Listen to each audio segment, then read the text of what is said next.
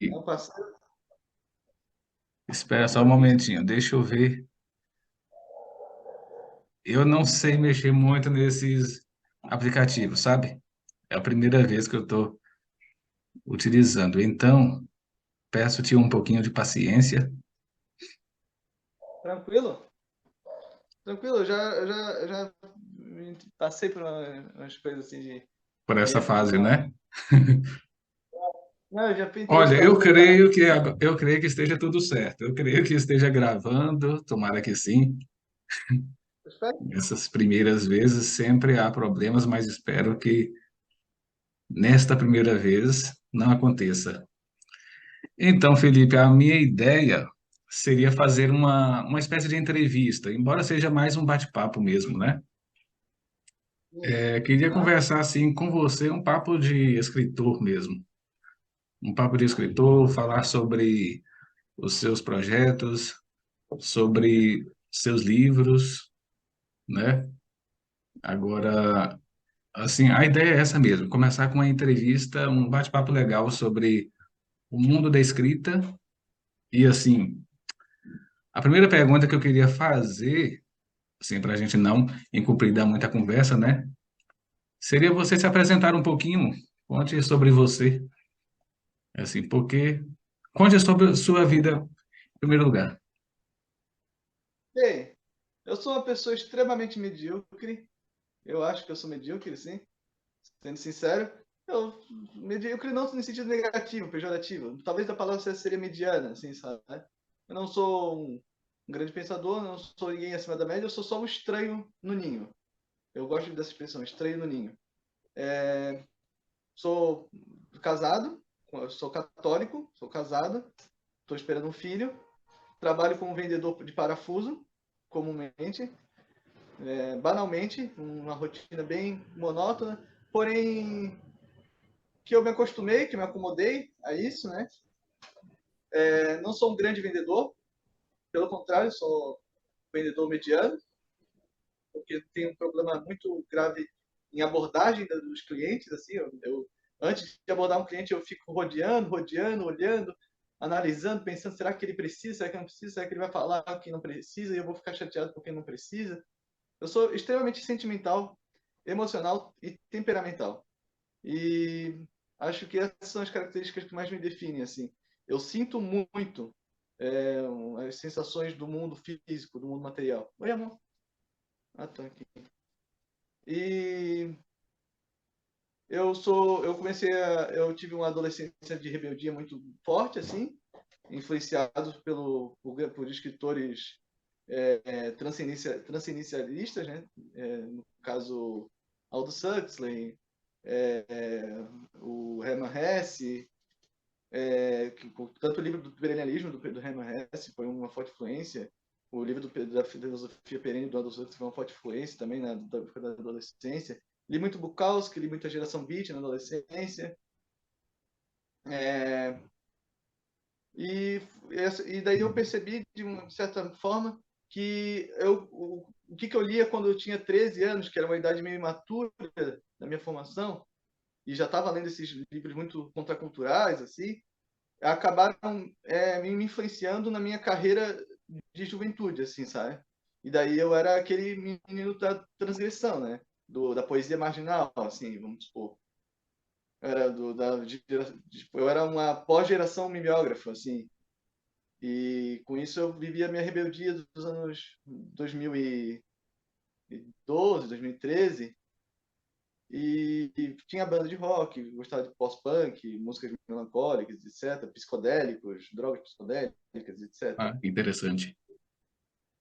Tive uma fase bem rebelde dona, assim, sabe? E o que aconteceu? Eu tive um colapso nervoso, fiquei um tempo fora da ativa, né? Da realidade, né? Fiquei fora da realidade, tive que fazer tratamento, tudo, para voltar para a realidade. Com a ajuda dos meus pais, o apoio do familiar foi muito importante nesse momento. O filho pródigo, todo esse desenvolvimento, né? E eu lembro que quando eu estava nesse período de depressão, meio melancólico em casa, após um momento de loucura muito fora da caixa, né?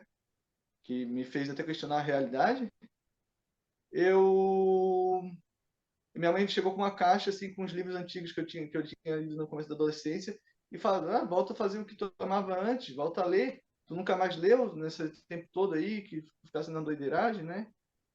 E daí eu peguei, né, teve uma época no começo da adolescência que eu tinha pesquisado assim no Google assim, livros existencialistas. E daí apareceu Nietzsche, assim fala o Zaratustra, apareceu O Estrangeiro de Camus, apareceu Náusea de Sartre e apareceu O Crime e Castigo de Dostoiévski.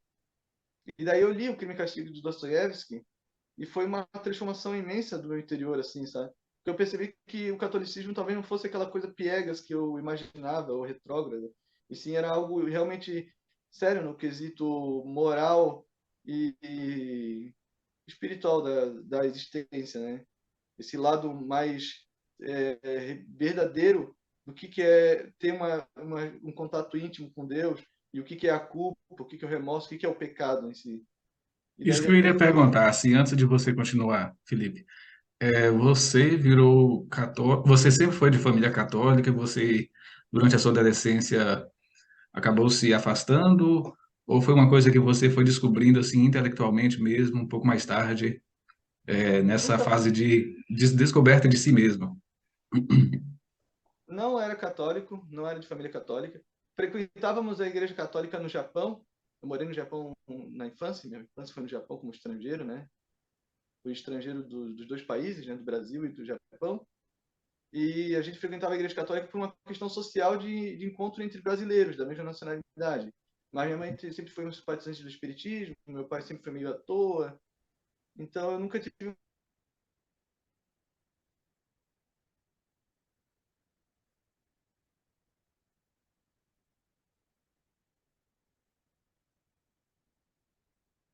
Espera só um momentinho, Felipe, parece que cortou o seu áudio. Que me corrompeu, o mundo que me destruiu, o mundo que me botou na latrina, no abismo, no fundo do poço, sabe? Foi uma revolta contra esse mundo que eu tanto amei e me entreguei, entende? Acho que foi isso. Então, quer dizer que foi de certa maneira, foi não diria nem uma conversão intelectual, foi uma conversão espiritual, né, dos costumes, uma descoberta de si mesmo, ao mesmo tempo uma descoberta do mundo espiritual, né, Isso. assim, da transcendência desse mundo, a transcendência da nossa existência nesse mundo. E você me dizendo isso aí é interessante porque, vendo aí alguns de seus escritos, eu percebo esta tendência, essa nuance por trás, este, essa descoberta do mundo espiritual, assim, Sim. aliada do mundo intelectual, claro, mas assim, uma coisa muito verdadeira, muito autêntica. E então, essa já seria uma próxima pergunta, assim, o peso dessa influência na sua escrita, assim, qual que você diria que seria esse peso dessa experiência espiritual com a sua escrita? Eu diria que a minha maior questão é uma questão quase absurdista de Camus, assim, sabe? Só que puxando para um lado mais otimista, que é a pergunta fundamental de toda a existência. Vivemos e por que vivemos? Qual é o sentido? Qual é o foco do fim último? Se a gente for ver no geral, no mundo geral, tudo é absurdo, tudo é um emaranhado de acaso que só é ordenado pela presença de Cristo na história. A gente só consegue ordenar a história pela presença de Jesus Cristo. Sem ele, a gente vive flutuando num imenso caos vazio, sem sentido nenhum, onde nada tem valor. Onde, por exemplo, por que eu escrevo? Eu escrevo por uma busca de sentido. Mas nada difere do fato de ser um passatempo levado muito a sério. E o cristianismo fez isso na história da humanidade. Ele fez a história da humanidade ser levada a sério. Antes de Jesus Cristo não existia história. Não existia história nenhuma. Nós éramos pessoas vivendo em ciclos de estações consecutivas sem uma narrativa coerente de começo e fim. E o papel da minha literatura hoje Eu já estou no terceiro livro. Escrevi o primeiro livro, vou lançar o primeiro livro. Escrevi o segundo, já está pronto, estou revisando todo dia aí, adoidado, madrugando, todo sábado para domingo. E já estou escrevendo meu terceiro livro. E todos têm esse tema recorrente, né? Que é a descoberta ou a redescoberta dessa presença que ordena os fatos da história e ordena também a vida interior do ser humano. Que sem ele, sem esse estado de graça, ele se torna um ser totalmente depravado e perdido na existência, né? Flutuando, basicamente flutuando. É interessante você fazer essa afirmação de que antes do cristianismo não havia assim história, né, dos indivíduos.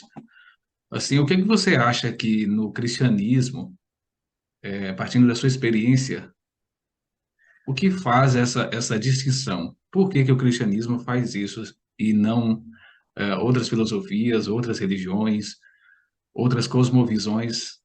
Assim, por que o cristianismo e talvez especialmente o catolicismo, né, que já que foi o que você se identificou Uhum. nesta caminhada, por que que você acha que o catolicismo favorece essa busca mais de uma unidade histórica mesmo, do indivíduo e talvez até para além do indivíduo? Bem, eu acredito que tudo se ordena a um fim. E o cristianismo é uma das poucas religiões que não vive em um cíclico, mas num fim palpável e realmente realista. Realista. Porque a partir do momento que você começa a imaginar que toda ação desencadeada tem que ter um fim, você aprende que você percebe que a algum momento o fio condutor da história tem que ser desligado. E daí ele entra em outro sentido, que é o sentido que você está fora dessa linha do tempo e você está vivendo na eternidade, onde não existe a temporalidade da história, né? Eu tenho uma frase que eu tenho no meu livro, do meu primeiro livro, que ele fala que ele está falando sobre a questão que o cristianismo ele não é uma motivacional, ele não é uma religião positivista, né? Ele é uma religião realista e descambando até para um pessimismo, assim, sabe? De falar, pô, a felicidade não está aqui. Você não vai encontrar a felicidade aqui. Você pode buscar, você pode cavar, você pode achar muletas, ficar com essa muleta por um tempo na tua vida, só que ela não vai ser a tua base. Uma hora ela vai te cansar, tu vai se entediar, porque a existência humana é uma eterna busca por prazer, e uma eterna busca por entretenimento, por distração, por esperar algo acontecer. E a partir do momento que essa ação de esperar algo acontecer cessa, você se torna plenamente você. Você chega na sua plenitude. E é outra característica que eu gosto muito do cristianismo, porque o cristianismo ele fala que existe uma plenitude do homem, um homem pleno, um homem pleno de alegria, um homem pleno de adoração, um homem pleno de, de vida, né? De existência, de individualidade mesmo. Ele não perde a individualidade dele. Ele permanece, só que ele eleva ela ao ponto de que ele se torna uno com Deus, sabe? Isso é magnífico. Eu também acredito que o cristianismo ele se encaixou como uma luva na minha fé derrotada, assim, sabe? Na minha fé de derrota do mundo. Eu fui derrotado pelo mundo ao ponto de eu perceber, cara, se eu sou derrotado por esse mundo, se o mundo me engolir, eu estou perdido. Eu sou engolido pelo Pantagruel, sabe? Eu não posso ser engolido pelo Pantagruel. Eu tenho que ter um centro que me eleve ao ponto de que eu possa combater esse mundo. E essa é outra característica da minha literatura. Eu sou combativo com esse mundo. Eu quero que as pessoas percebam e saiam dessa zona de ilusão que todas as religiões pregam, de certa forma, com a Sansara e com o budismo, que o mundo é ilusão. Mas é que o mundo é ilusão ao mesmo tempo que o mundo é a coisa mais real que nós temos no momento. Nós só temos isso. É como um jogo uma sala branca onde está rolando um jogo E você não tem outra opção, você tem que jogar o jogo até o final para ganhar ou perder. Entende?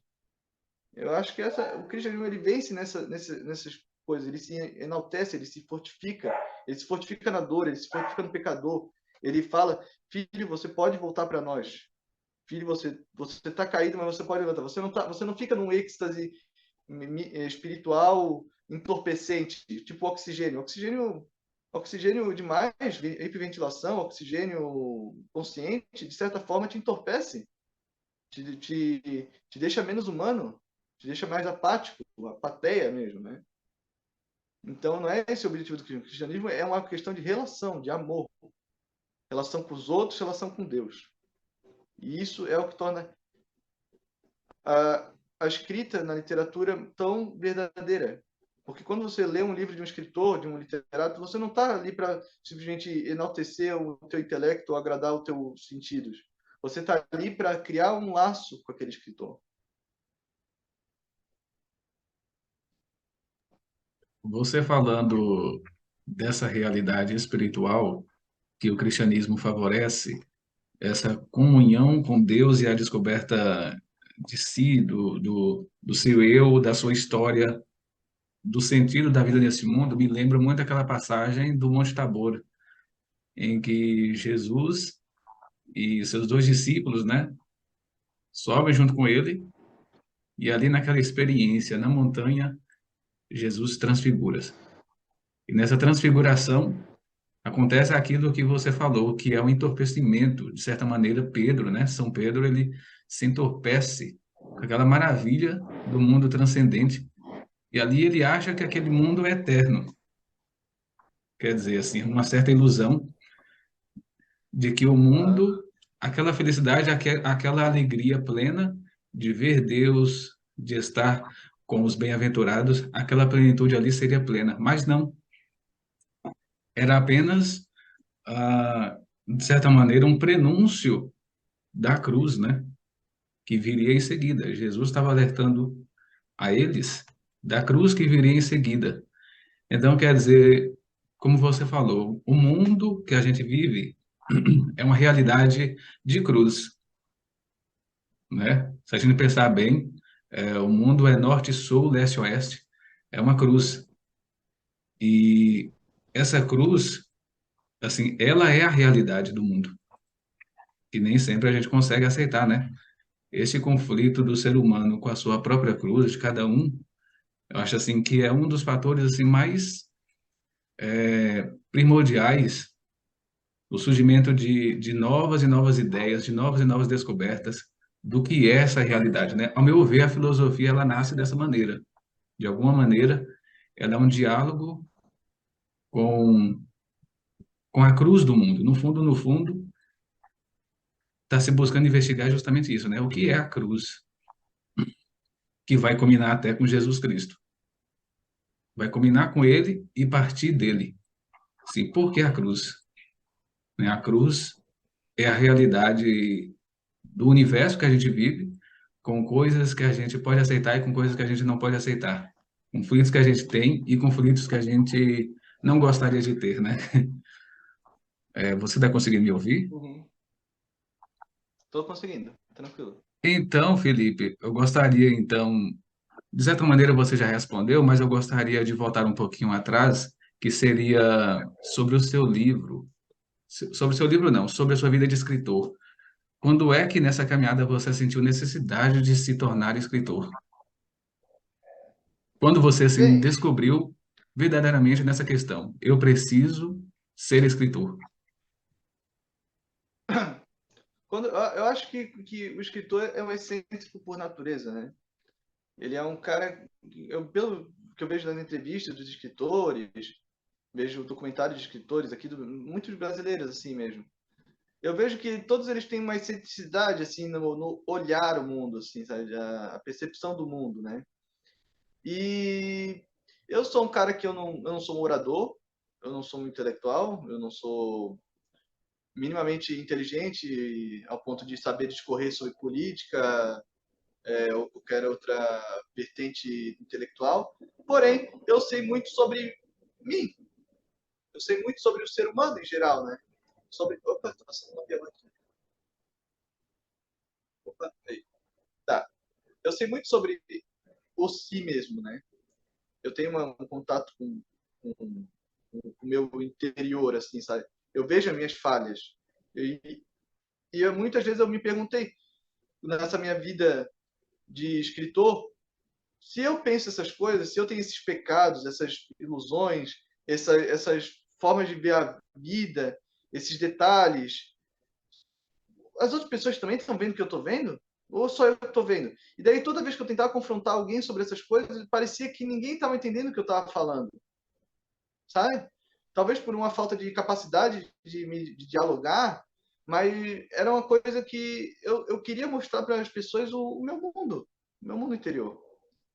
Eu queria mostrar, só que ninguém vai ter paciência de te escutar falando sobre a beleza de uma flor ou, ou a inconstância do mar, ou sentimentos como angústia e desespero.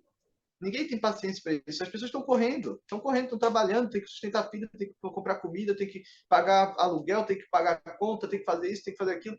Eu trabalho num ambiente onde eu considero meus colegas de trabalho meus amigos, só que eu não falo essas coisas para eles.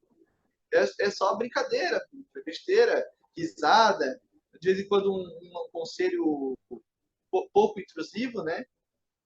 E é basicamente isso. Quando você pode escrever um livro, você de repente fala, ponto, agora alguém um dia vai ler isso aqui. Alguém vai se interessar por isso aqui. Alguém vai ver que, de certa forma, eu sou um homem do meu tempo. E, de alguma forma, eu sou um anônimo representando todos os anônimos do meu tempo. Todas as pessoas, todo católico tem o drama que eu tenho.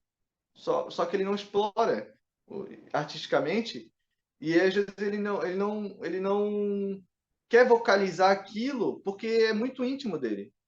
Por exemplo, todo católico já sentiu vontade de blasfemar, de injuriar a Deus. E se não teve, bem, eu tive. E eu me arrependo, eu peço perdão, me confesso, mas isso fica uma marca em mim, sabe? Todo, todo católico já teve problema com pornografia. Todo católico já teve um passado insórdido que tenta esconder dos outros. Todo católico não sabe se vai conseguir sustentar tantos filhos, sabe? Todo católico, às vezes, até duvida da divindade de Deus. E é normal, é natural. Você é humano, você vive de dúvidas, você vive de atrito interior. E daí, analisando essas pessoas que eu convivo, percebendo essa falta de sensibilidade interior, eu pensei, cara, de alguma forma, o que eu escrevo é para vocês. É para vocês. Para vocês, igual Vidas Secas, aqueles menininhos sujos, mundos da fazenda, brincando com barro, olhando a escuridão, e eles sentindo uma grande angústia. Só que eles não sabem que eles estão sentindo angústia porque eles nem conhecem essa palavra. E quanto mais raso é a quantidade de palavras do vocabulário na descrição mental deles, mais raso é a interpretação do mundo. Mais raso é a interpretação de si mesmo. Se você não sabe o que é angústia, você nunca vai saber que você sentiu ela. E você tem que puxar pro complexo. Você tem que se complexar. Você vai puxando você pro complexo até o ponto que você se liberta. Você, primeiramente, você se distrai, depois você se eleva e depois você se liberta. A literatura liberta. É esse o papel da literatura, libertar você.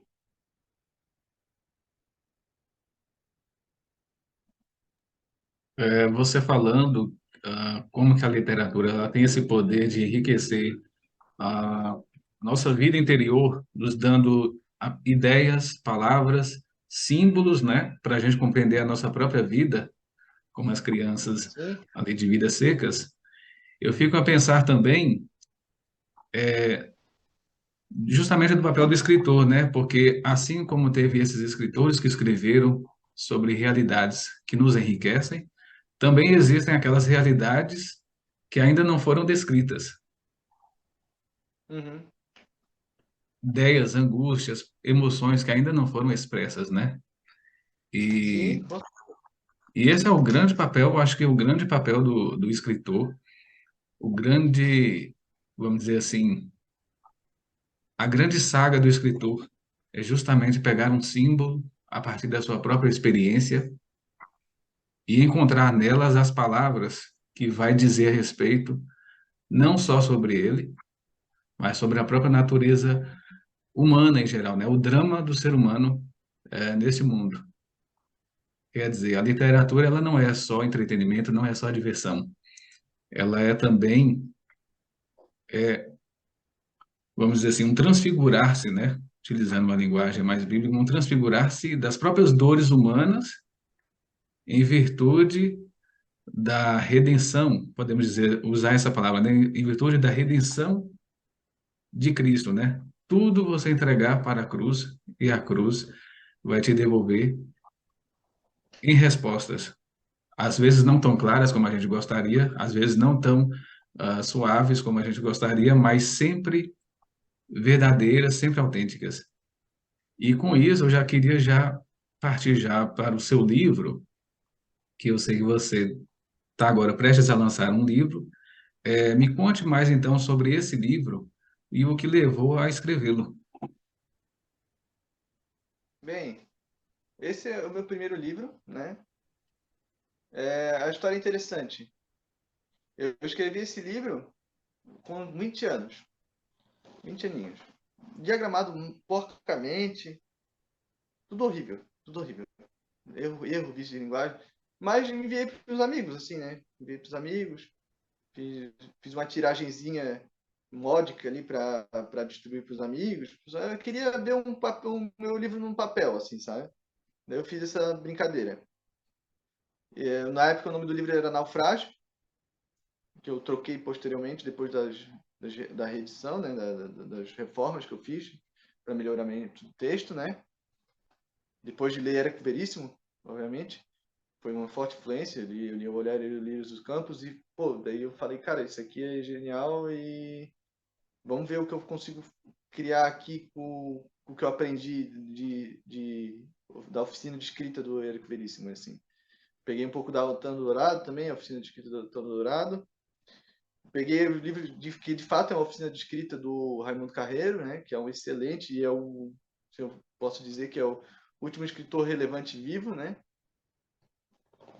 É, e daí esse livro PDF ficou guardado nas gavetas de todo mundo aí, dos meus amigos, ninguém leu, eu falo mesmo, ninguém leu. Só que um leu. E essa é a única pessoa, foi uma pessoa mais relevante possível para minha jornada, que foi o Guilherme Campestrini, ele é advogado, né? Ele leu e falou, cara, isso aqui é genial, só tem que lapidar. Vamos lapidar e vamos lançar. Eu vou te ajudar nisso, vamos botar tu em contato com o pessoal da política aí, dos influencers e etc. E vamos fazer esse negócio funcionar. Daí eu peguei e comecei o trabalho de lapidação. Comecei começo desse ano, fui lapidando, fui tirando ali, tirando aqui, tirei capítulo, botei descrição, tirei coisa que estava soando muito ridículo, uma coisa meio teatral, assim, deixei mais verossímil. Mesmo assim, ainda acho que poderia ser mais verossímil, só que no contexto da obra fez muito sentido ser daquela forma, então eu não alterei tanto. E rebatizei como Paraíso Mundano, que a história ela segue a jornada do Martim, que ele é um pescador, se passa aqui em Itajaí, na região de Itajaí, né? E ele é um pescador que vive mais no mar do que na terra. E daí ele vive lá, fica trabalhando meses no mar, assim, indo para o Rio de Janeiro, indo para a Bahia, e mandando dinheiro para a esposa dele que faz faculdade. Quando ele volta para a Terra, ele descobre que ele está sendo traído, que pô, é excelente, é um clássico da literatura brasileira, né? A história do corno, né? Toda a literatura brasileira tem um corno. E ele descobre que a menina que ele estava ajudando a fazer faculdade e tudo, se apaixonou pelo professor e traiu ele com o professor. E daí ele tem que voltar para casa do pai dele. A mãe dele já é falecida, ele fica com o pai dele lá. O pai dele é um beberrão, um típico Zé do bar, assim. e ele vai vivendo, vai tendo essa jornada de memórias do subsolo, assim, sabe? Uma coisa meio de mostrando, percebendo a decadência que o mundo se tornou enquanto ele estava lá no mar pescando, sabe? Isolado, ele era um náufrago dele mesmo, sabe?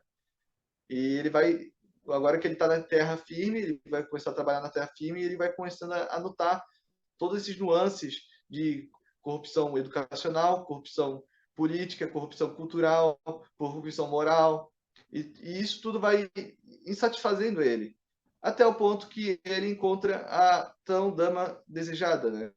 A dama ideal, a mulher ideal, né? Só que eu não vou dar mais desfecho, só que ele acaba fazendo burrada, né? E o fim do livro é realmente um pouco trágico, assim, sabe? Ele é trágico, mas é dúbio também, tem uma dupla interpretação. A última frase é muito dúbia, ao ponto de você não saber se aconteceu isso ou se aconteceu aquilo, se, se realmente foi daquela forma ou se teve um final positivo, né? Mas o que que é o drama do Martinho? O drama do Martinho é o drama de todo brasileiro. Tudo tá bem com Deus até que tudo dá ruim, entendeu? Tudo tá legal com Deus. Não, Deus é maravilhoso, Deus é bom, Deus ajuda, Deus é uma bênção, Deus é maravilhoso. Deu uma coisinha ruim, o que acontece? A primeira coisa que acontece é ele dar as costas para Deus. Ele abandona Deus, ele abandona sua fé, ele para de ir na missa, ele reclama, ele fica amargo, fica angustiado, fica misantrópico e vai se deteriorando moralmente, né? Ao ponto de ele se perguntar, cara, que ele considerar que o cristianismo foi uma maldição na criação dele. Porque se ele não tivesse a criação cristã, ele conseguiria ser um medíocre, ordinário, beberrão, farreiro, brasileiro típico. Mas ele não consegue por causa dessa prisão do cristianismo, que ele considera uma prisão. Entende? Esse é o livro que eu vou lançar. Eu espero que mês que vem, ou mais tardar no outro. A gente ainda tem que ver a agenda do museu, né? Mas é uma história curta, não é uma história muito longa, tem umas 200 páginas apenas. Uma novela, talvez, não sei se dá para se considerar uma novela, um romance. Mas foi a minha primeira empreitada, assim, nas minhas ideias, assim, sabe? Na minha percepção e na criação de um personagem que dialogue com essa comunidade mais católica mesmo, né? Eu acho que existe uma necessidade muito grande de resgatar o catolicismo na literatura brasileira, principalmente, por uma questão de forma, né? De objetivo, de não ser simplesmente uma coisa sem nexo e sem fim, né? Então, você falando da temática do seu livro, e falando como que o cristianismo se tornou um empecilho moral, né, ao personagem, isso me lembra muito Nietzsche. Não sei se você se inspirou nele Conheço. também com a leitura, porque Nietzsche ele fala muito disso, né? De como que o cristianismo ele, vamos dizer, para usar uma expressão vulgar, né? Corta as bolas do homem, Uhum. corta, tipo assim, tira o vigor do homem, o dizer dele do homem ocidental, mas do homem em geral, para ele ser aquilo que a natureza dele seria. E com isso, Nietzsche ele faz toda uma crítica, né, ao cristianismo, ao moral do cristianismo, e fazendo uma espécie de contraposição entre o cristianismo, chegando a chamar mesmo o cristianismo e o catolicismo, talvez de maneira mais particular, de um platonismo para as massas. Então, quer dizer, é uma coisa muito interessante, porque primeiro que baseia que o cristianismo seria, então, uma espécie de platonismo mais fraco, né? Mais romantizado, levado, assim, a um ideal de mundo, mas que na prática não consegue existir, que esse mundo ele possui aquela força intrépida das emoções, das paixões, das circunstâncias, e que, de certo modo, a violência é vamos dizer assim, a chave, né, o motor para a ação no mundo. E gera toda aquela coisa, aquela concepção, né, do super-homem, do homem que consegue tudo pelo poder, né? Então, quer dizer, de certa maneira, esse drama é, nietzschiano, talvez, não seja nem nietzschiano, seja simplesmente o drama do homem não cristão, né? Que não consegue entender a concepção cristã Uhum. da própria alma humana, né? E então, quer dizer, esse livro seu é muito interessante só por abordar esse tema, porque eu acho que, assim, na literatura brasileira, assim, eu já falei algumas vezes que eu não sou a melhor pessoa para poder falar de literatura brasileira, porque eu ainda não li toda a literatura. Mas, tendo um panorama geral, esse é um defeito da literatura brasileira, que a literatura brasileira toda parece ser uma espécie de alusão ao, às ideias de Nietzsche e ao pessimismo, né? A esse Sim. pessimismo do mundo. Você não Aham. apresenta assim o outro lado, o lado transcendente, só parece que só existe a hipocrisia, só existe a, a covardia, só existe a Uhum. loucura, a histeria. Quer dizer, falta um pouco assim de grandiosidade de percepção do mundo, né? Sim. De percepção Eu, do eu, a- mundo. eu acho interessante ter falado do Bemesh, do Nietzsche, que tem um diálogo. O meu personagem ele vai para uma festa de um redator-chefe, uma festa burguesa, ao máximo, assim, sabe? Mas um cara que se considera um grande comunista, esquerdista mesmo, né? Ativista da causa. E ele fala sobre, ele fala esse exato diálogo, eu faço um exato diálogo disso que você falou, que é a questão das entraves morais serem um problema para a evolução humana. E essa é a tese do redator-chefe quando ele vai dialogar com o Martinho. Ele vai falando e a linguagem pedante dele vai deixando o personagem principal, o Martinho, até usa a expressão de Sartre, né, com náusea. Ele fica nauseado por causa que ele não entende o que ele está falando, mas ele sabe que aquilo ali está errado. E isso é um drama muito brasileiro. Que eu passo muitas vezes.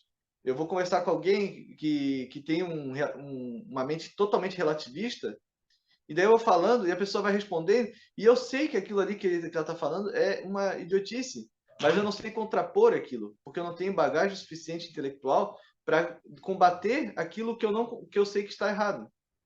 E nesse diálogo eu expresso exatamente isso.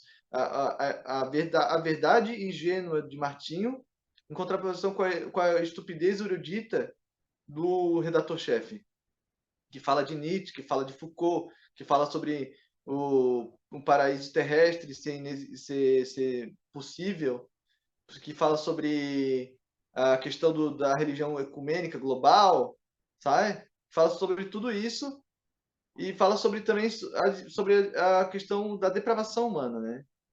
Que os valores católicos já são.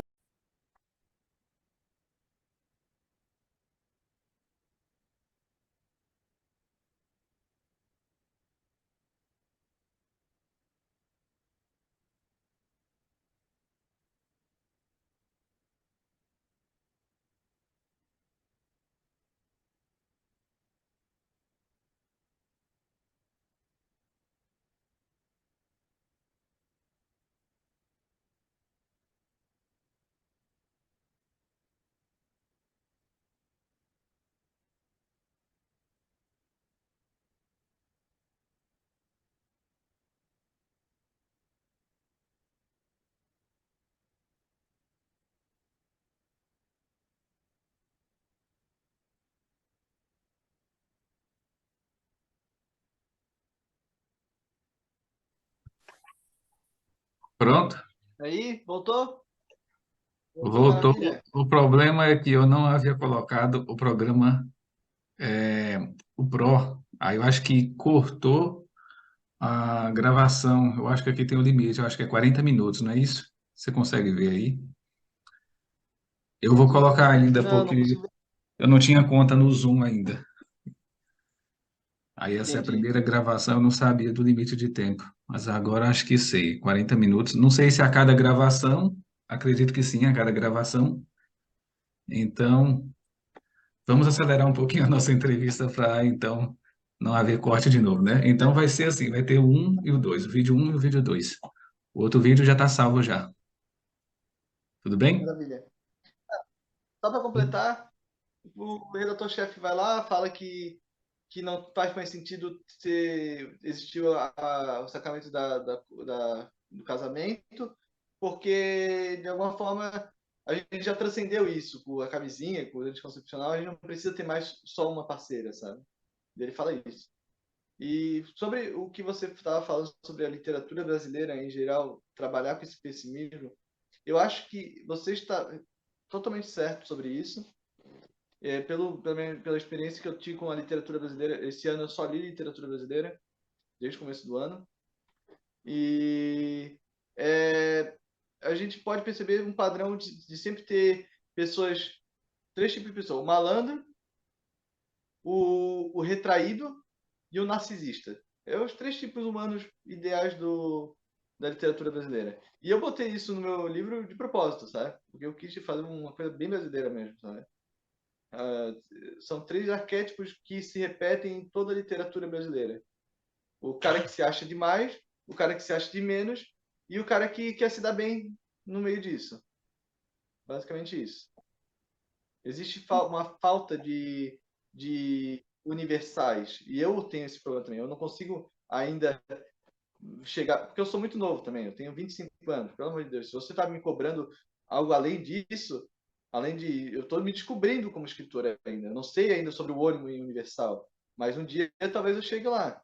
Eu espero, eu rezo, eu oro por isso. E quando eu chegar lá, eu digo como é que é. Porque, como tu disse no grupo lá, as mulheres têm a particularidade na literatura de conseguirem ir pro particular. Enquanto o homem, ele busca sempre o homem universal. Ele vai do pro universal. E eu ainda estou na transição entre esses dois mundos, ainda, sabe? E eu acho que a literatura brasileira estacionou nesse meio termo também, sabe? Algumas coisas podem destoar, por exemplo, O Tempo e o Vento, do Érico Veríssimo, destoa um pouco disso, mas ao mesmo tempo ainda tem lá os mesmos arquétipos que sempre se repetem, né? E um outro problema também seria que a literatura brasileira, ela parece ter assim, não digo nem a literatura, mas pelo menos a tendência do, dos brasileiros interpretarem a literatura como sendo uma coisa assim para criticar ou para poder mostrar defeitos, e não necessariamente isto, né? A literatura ela também serve para elevar a cultura em geral, sair um pouco daquele pessimismo e ir pro, vamos dizer assim, até onde a natureza humana pode alcançar. Eu me lembro que, eu não sei se foi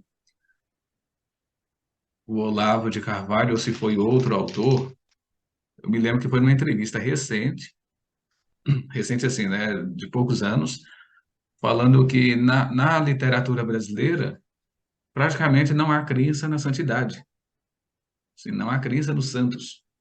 Exatamente. No fundo, é como se fosse uma descrença na existência dos santos. Eu li até num livro recentemente, num livro de história, falando sobre os milagres do padre José de Anchieta. E o padre José de Anchieta, ele era um homem assim famoso porque ele fazia muitos milagres, né? Os testemunhos deles eram muito fortes.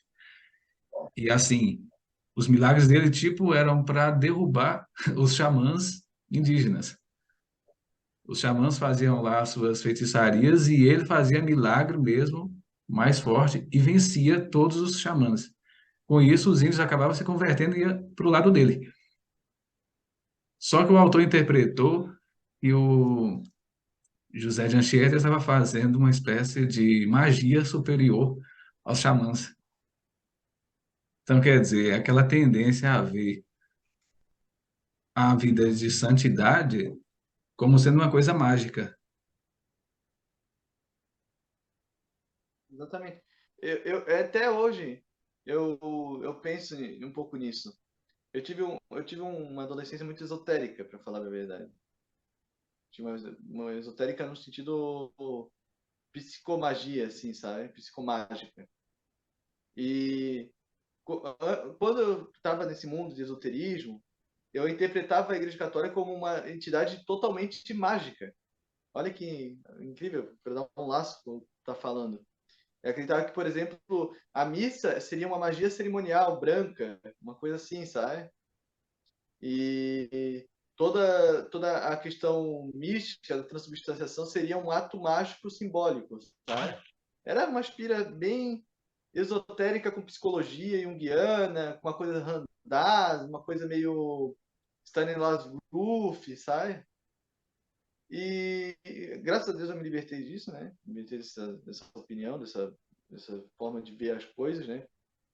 Até porque o esoterismo, a Igreja Católica não veio do esoterismo. O esoterismo que imitou mimeticamente, né?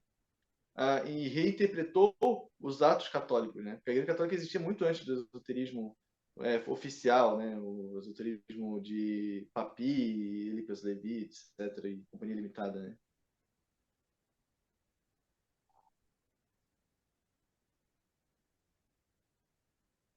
Exatamente.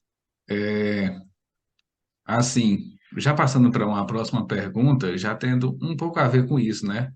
Sim, o que levou você, particularmente, a ter essa ideia de escrever esse livro? Aliás, era bom até você reforçar o nome do livro, né? O título do livro. Por que você fez essa mudança do título primeiro para esse atual agora? Bem, foi uma coisa basicamente estratégica. Existe um naufrágio, publicado pela Companhia das Letras. Paraíso Mundano estava entre uma das frases mais marcantes do livro, assim, uma das descrições, digressões do personagem mais marcantes, né? Ao meu ver, Paraíso Mundano. E também tem a questão toda a questão simbólica desse nome, né? Se tu for ver, paraíso de um mundano. O que é um paraíso de um mundano? É festa, é bebedeira, é uma coisa hedonista. É uma coisa totalmente focada nas sensações, nos prazeres, né? E um homem que se espiritualiza, um homem que se banha no rio do cristianismo, ele não consegue mais voltar, por mais que ele queira, por mais que ele tente, por mais que ele se esforce, algo sempre vai prender ele ao cristianismo. É uma conversão sem volta. Você se converte à igreja católica, você não consegue mais se libertar. Você pode ir para a igreja protestante depois, você pode virar Hare Krishna, pode virar Seishona Yes, pode virar o que tu quiser, mas você sempre vai ser católico. Então, o paraíso mundano seria o paraíso artificial, quase, né? Puxando para Baudelaire, né? É uma reinterpretação do paraíso artificial também. E acho que essa foi uma mudança muito importante, porque fez a transição, a conversão do meu texto, né?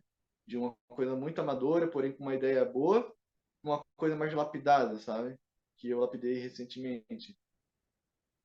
Acho que foi necessário ter essa mudança de nome como um religioso que, quando vem entra na vida religiosa, muda de nome, né? É um rito, né?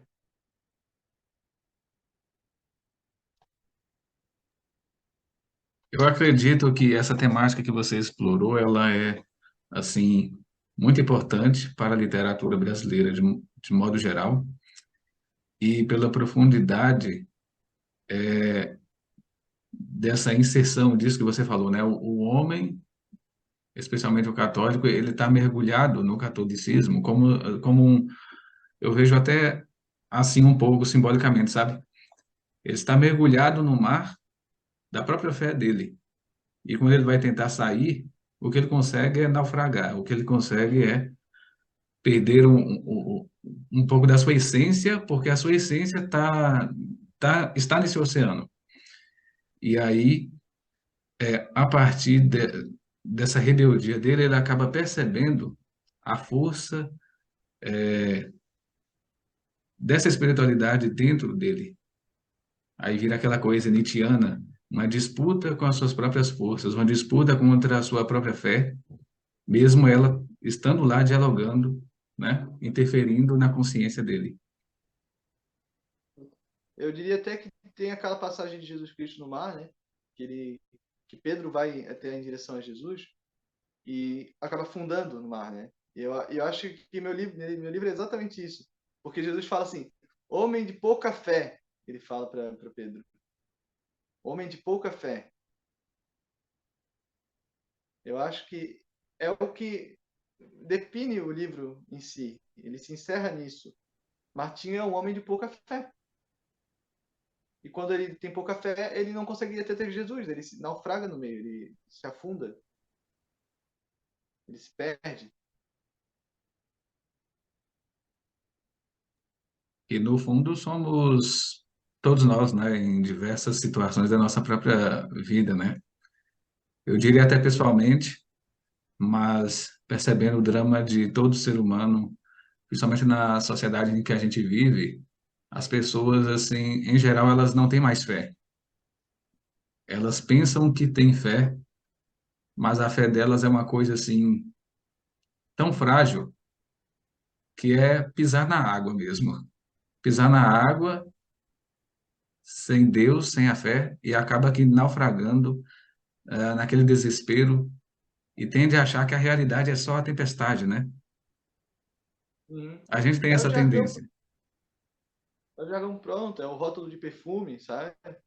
É aquela coisa florida que tu fala pro teu colega de trabalho para ele se sentir bem, sabe? É igual no livro Olhar e Lírios do Campo, que, que a personagem, a mãe do personagem principal, ela vive falando que Deus é bom, Deus é bom, Deus é bom, e quando acontece uma coisa ruim, ela fala, foi o destino. Daí ele cresce com medo desse tal destino aí que ele não conhece e que mata todo mundo, tá ligado? É engraçado, mas é verdade. As pessoas têm a frase pronta ali, sabe? Mas a profundidade da frase, elas perdem, porque elas têm uma falta de carga literária, né? Que daí já volta para o que a gente já estava falando antes, né? Falando um pouquinho, Felipe, em relação ao estilo, quais são, assim, os estilos que você considera ter recebido influência para compor esse livro, assim, de maneira especial? E quais são as Bem, suas influências de maneira geral, também um pouco mais ampla, né? bem, eu tenho bastante influência do mal do século, não sei falar francês, mas mal do século, melhor. Que é aquela pessoal da França da geração maldita, assim, sabe? O Ruiz Mans, o próprio Mauriac, o próprio Bernanos, uma forte influência, um cara que retratou a santidade de uma maneira que eu um dia quero chegar a retratar um personagem santo igual ele retratou. É, e também tem bastante influência dos decadentistas, né? Também, indo para o outro lado, né? Do mal do século, que são o pessoal que faziam as poesias mais esdrúxulas, né? Mas que eu acho interessante, Baudelaire, Rimbaud. Mas o meu foco principal mesmo é os brasileiros. Assim, eu sinto que os brasileiros têm muito a oferecer para a literatura, assim, mundial. Gosto muito de Érico Veríssimo, gosto muito de Clarice Lispector, gosto muito de José Lins Urrego, gosto muito de Fernando Sabino, gosto muito de Osmar Lins, gosto muito e vou citando. Gosto muito de Antônio Calado, apesar das transgressões horripilantes de moral que ele tem, ele escreve muito bem o Antônio Calado. É, gosto de literatura, cara. Gosto os brasileiros, para mim, são incríveis. Machado de Assis, não pode falar a pessoa ao concurso, né? Machado de Assis, com certeza. Os contos, principalmente. Os contos são uma influência forte. E por aí vai. Por aí vai. Gosto aqui. Eu gosto de Jorge Amado, cara. E muita gente ele é bem esquerdista, sim, mas eu gosto muito de Jorge Amado. Jorge Amado escreve muito bem. Adonias Filho escreve muito bem. E Cornélio Pena também é um grande escritor católico, muito forte. Escreveu 4 obras excelentes, muito herméticas, muito excelentes também. Tá? Ele é um escritor muito esquecido. Octávio de Faria foi uma forte influência. Octávio de Faria foi uma forte influência para o meu segundo livro, muito forte mesmo. Eu li os 2 primeiros livros dele, da Tragédia Burguesa, muito bom. Muito ostracismo também, né? Ostracismo, mas retomado pela Sétimo Selo, graças a Deus. Foi assim que eu tive contato. E gosto muito desse romance psicológico, dessa coisa mais. Gosto também da literatura russa, obviamente, né? Do Dostoiévski, do Tolstói. Gosto do Bulgakov, gosto do Gogol, gosto do Turgenev, gosto de vários, tá ligado? Mas gosto desse romance psicológico, dessa coisa interior, desse monólogo interior, dessa coisa de meio de James Joyce também, sabe? Meio de ir levando para uma questão mais interior, mais nuances de fluxo de consciência. Gosto de tudo isso. Essas são as minhas influências, assim. Literatura brasileira, romance psicológico, decadentismo e literatura russa. Vou fechar assim. Então você está, pode-se dizer que bem acompanhado, né, por, por esses gênios, porque todos esses homens, assim, só de lê-los, você já se eleva naturalmente a um outro patamar do que o costume atual, né, o costume moderno, contemporâneo dos escritores, é geralmente começar com os mais novos, popularescos, e depois ir indo talvez para algum antigo, fazendo um caminho inverso, que acaba perdendo muito de qualidade e perdendo muita futilidade. Tipo assim, todos os livros atuais, da maioria dos escritores, isso aí pelo mundo inteiro, não só no Brasil, tende a ser um tema repetitivo, mas que não traz nada de novo, né? Sim, repetitivo, literalmente porque repete uma experiência que já foi transmitida de maneira muito mais rica.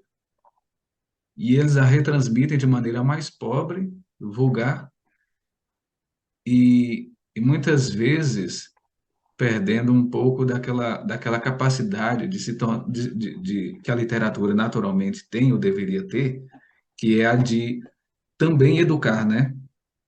Uma das funções da literatura sempre primordialmente foi essa, de educar, conectar as pessoas em torno de uma cultura em comum, que é o que hoje a literatura perdeu em boa medida.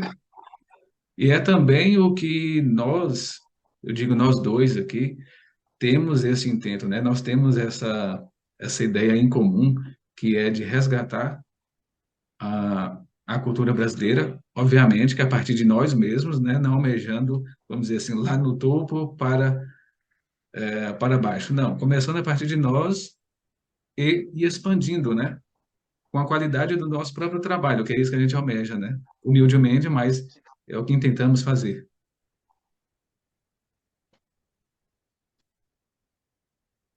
A literatura atual, só para dar um adendo, ela é muito autorreferencial, né? E eu acho que a gente está buscando mesmo igual a filosofia. A filosofia chega na escolástica, depois da escolástica o negócio desanda no período iluminista. Eles querem recortar uma parte da tradição filosófica, da corrente filosófica, e começar tudo do zero. Esse é o erro. Eu acho que a gente como leitor e escritor, buscar sempre a tradição literária e ver onde é que desandou o negócio, que normalmente é lá pelos anos 60, sem querer falar nada, e retomar aquilo que já estava sendo feito de qualidade, entendeu? A gente tem que voltar. O processo da busca pela arte é um processo onde você anda, vê onde desanda, volta para onde está certo, anda mais um pouquinho, volta. É um ciclo assim. Tu vai um pouquinho para frente, volta para trás. 2 passos para frente, um para trás. É sempre assim. Exatamente, assim, o mesmo que acontece na literatura ocorre na filosofia. A filosofia ela alcançou até ali São Tomás de Aquino, até ali na escolástica, e depois disso ela começou a ser uma repetição que já foi refutada. basicamente. Assim, os problemas que a filosofia contemporânea e a literatura abordam são temas que os antigos eles já abordaram e já conseguiram explicar. Só que, de Uhum. certa maneira, o orgulho atual de não querer mais acolher aquilo que é antigo, por ser antigo e por ser cristão, né, por estar ligado a uma tradição católica, ocidental, milenar, o bimilenar, então eles acabam menosprezando e querendo dar umas novas respostas do zero, o que seria incabível, né? Com certeza. É o que separa quem conserva e quem quer só progressismo por progressismo, né? Eu me lembro muito daquela uma frase do padre Sertilonge que ele diz assim que antigamente se faziam livros, se faziam tomos, se faziam aqueles livros grossos que explicava profundamente uma matéria. Hoje em dia se tem assim no máximo sublimes capítulos e Uhum. não livros inteiros. Eu me identifico muito com essa frase porque às vezes eu mesmo me sinto nessa ânsia, né, de procurar livros, fazer livros e não simplesmente bons capítulos para poder juntá-los. E quer dizer assim, isso é muito difícil hoje, porque mesmo quando o escritor atual ele consegue escrever muito, às vezes o que ele está escrevendo tem pouca substância, né? É apenas um capítulo grande, não é um livro realmente encerrado, rico, que você sente realmente preenchido, né, ao lê-lo. Sim, Eu sim, acho que isso é o grande alvo a se buscar. com certeza. Então, Felipe, eu gostaria que você desse algumas considerações finais e falasse um pouquinho sobre o seu livro, o lançamento dele, quando que será, quem quiser encontrá-lo, como que pode fazer, e enfim, fique à vontade. Bem, o meu livro vai ser lançado mês que vem, ou talvez no próximo, dependendo da agenda do museu. Vai ser um lançamento, vou ter 150 tiragens lá para vender para o pessoal. Vou botar o meu book trailer lá, vou fazer uma palestrinha e já era. Assinar e ganhar um dinheirinho para refazer outras coisas, né? Vou buscar outras coisas. Eu, por exemplo, estou pensando em montar uma editora e com esse dinheiro ele vai me ajudar muito nesse processo. Uma editora digital, prestadora de serviço, totalmente voltada para literatura, né, de ficção. Sobre a questão do livro Paraíso Mundano, vai estar sendo distribuído sob encomenda em várias livrarias pelo Brasil, né, virtuais pelo Brasil, né. E o que mais eu tenho para falar? Deixa eu pensar. Eu acho que é basicamente isso. O que tu tinha perguntado antes também? Falado antes para mim. Não, seria sobre isso mesmo, sim, considerações finais, o que que você quer deixar assim para os seus futuros leitores a respeito do seu trabalho, o que esperar, Assim. e desse livro de Então, maneira particular. o que que eu posso falar? Eu sou um escritor jovem, tenho 25 anos, sou pai, sou casado, tenho um trabalho fixo, monótono. É, minha vida é muito gostosa, muito confortável. E eu sou uma pessoa como qualquer outra. Eu acho que a questão do escrever, ela, a questão do escrever é o quanto você lê. O quanto você lê só depende de você. O quanto você lê com qualidade, com meditação, fazendo analogias, aprofundando, anotando, tudo isso grandifica a sua alma, né? E com isso eu espero que na minha literatura, que já está se tornando de certa forma autorreferencial, então depois desse terceiro livro que eu escrevi eu vou ficar em um hiato aí de uns anos, até porque eu vou ficar lançando esses livros aí de 3 em 3 anos, então eu vou ter mais um hiato de quase 10 anos aí para escrever outra obra depois dessa terceira que eu estou escrevendo, que eu senti necessidade de escrever essa terceira obra aí, mas eu vou lançar o Paraíso Mundano, depois eu vou, daqui a 3, 4 anos, 5 anos, eu vou lançar o Sacrário Vazio, daí depois, mais um tempo, eu vou lançar o livro que eu estou escrevendo no momento, Metade de Romãs, e vou me fechar. É o meu plano, assim. porque eu sinto que eu preciso me alimentar novamente e minha literatura ela já se está tornando já está criando um estilo de monotema. Então eu tenho que fechar um bloco e começar o outro depois. Mas esses livros vão ser lançados, com certeza. Eu tenho muito orgulho do que eu estou fazendo, sabe? Eu acho que é extremamente necessário. Eu acho que muita gente vai se identificar com o meu trabalho. E apenas comecem, sabe? Se você quer escrever, se você quer ser escritor, se você está almejando isso, só comece. Só comece, converse com o pessoal. Me procure, me procure. Eu estou totalmente à disposição de qualquer neófito, de qualquer iniciante ou de qualquer pessoa avançada que queira me ensinar ou aprender. Eu não estou aqui para ensinar ninguém, mas eu estou aqui para aprender principalmente. Porque eu sou muito jovem e tenho essa fome por aprendizado, por mestre, né? Porém, eu já tive uma caminhada aqui. E essa pequena caminhada já serve de, pelo menos, consolo para algumas pessoas que queiram me procurar.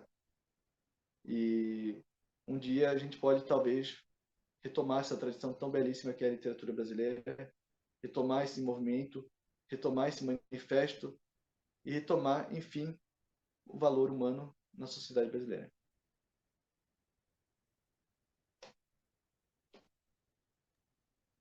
Então, Felipe, eu torço muito para o seu sucesso, para que você consiga, por meio desse livro, se lançar realmente em águas mais profundas da literatura, tanto nessa estreia quanto nos seus próximos que virão.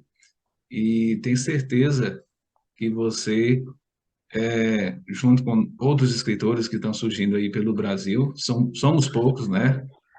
Somos muito poucos, mas já é uma coisa assim muito otimista, por assim dizer, porque cada escritor está buscando realmente assim a sinceridade da sua própria vida e colocar na literatura e sim dar ao Brasil, dar à sociedade assim um pouco mais de verbalização dos sentimentos que não foram ditos ainda, que não foram verbalizados ainda.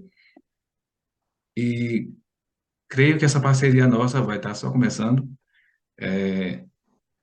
Eu vou estar fazendo assim a minha parte para estar ajudando a divulgar também, porque eu acredito no seu potencial e vejo muito a superioridade do seu trabalho, né, da seriedade do seu trabalho, apesar de você ter dito aí que é muito jovem, mas é um jovem já de cabeça muito mais, com a mentalidade muito mais aguda do que muitas pessoas mais velhas, né? Graças a Deus. E eu torço muito então por você, por esse próximo lançamento. E com certeza nós faremos um próximo encontro, dessa vez após o lançamento, se esse for da sua vontade. Tudo bem? Então, eu Com agradeço muito a certeza. sua presença por essa entrevista. Eu Uma acredito que honra. sim, foi uma verdadeira experiência para mim, né? E acredito que isso vai ser assim uma coisa muito boa, fazer essa entrevista com outros escritores, começando por você, procurar outros escritores também que, se aparecer, eu posso estar fazendo essa entrevista também, porque eu acho que é uma coisa muito interessante, né? Estarmos nos conhecendo uns aos outros e estar se comunicando, né? Porque essa é acho que é a proximidade que vale. Não é aquela coisa assim só no virtual, só troca de mensagens, às vezes meia dúzia de palavras, né? Mas uma conversa mesmo, entender que existe um outro ser humano nessa mesma caminhada que você. E eu agradeço muito a sua presença e a sua participação aqui comigo nessa entrevista. Muito obrigado, viu? Literatura é amizade, com certeza. Isso aí. Então, tenha uma boa noite, um bom descanso aí para você nessa noite e muito obrigado pela sua participação. Até Obrigado, eu uma que próxima, se agradeço. Deus quiser. Sucesso. Amém. Forte abraço. Tchau, tchau.